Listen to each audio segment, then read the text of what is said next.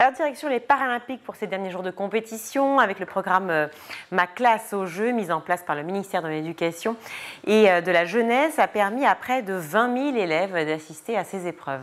Chaque établissement scolaire a dû présenter son projet pédagogique engagé autour du sport et des jeux pour pouvoir concourir. Et pour les heureux élus de province, le train était même offert. Alors on a suivi pour School TV les 28 élèves du collège François Villon à Yzeure dans l'académie de Clermont-Ferrand. C'est un reportage de Béatrice Roncé-Cassard. C'est la plus grande sortie scolaire jamais organisée en France.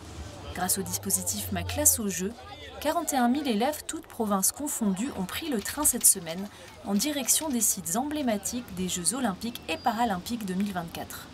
Fraîchement arrivés à Paris depuis la gare de Moulins, les élèves de ce collège embarquent sur un bateau-bus, un moyen idéal de reconnecter avec les émotions ressenties lors de la cérémonie d'ouverture. Il y a des grands athlètes qui sont passés juste avant nous et du coup je me dis que c'est fou qu'on arrive à être à l'endroit où ils sont passés juste avant. C'est trop bien. Ils ont un niveau incroyable et je suis super fière de nos athlètes français. Et des graines d'athlètes, il y en a parmi ces collégiens.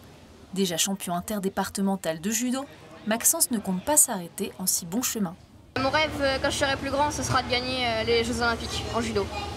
Tous passionnés de sport, ces collégiens attendent bien sûr avec impatience d'assister à une compétition. Mais avant cela, une escale s'impose pour découvrir un symbole phare de ces Jeux. Je trouve ça très beau parce qu'il y a des reflets. C'est très impressionnant de la voir en vrai.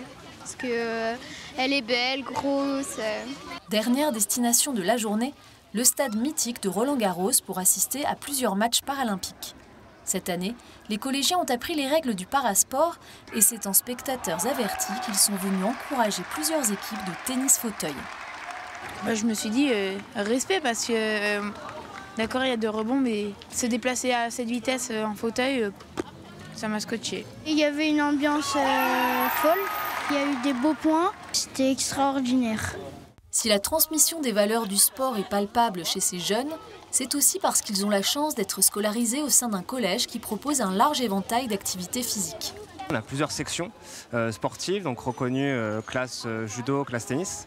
On a 2 ateliers, foot et hand, et on a une association sportive qui marche vraiment du tonnerre avec 200 licenciés. Grâce à ce type d'initiative de billetterie populaire, l'État espère encourager l'augmentation de l'activité sportive chez les jeunes. À l'école, la recommandation en vigueur est actuellement de 30 minutes par jour.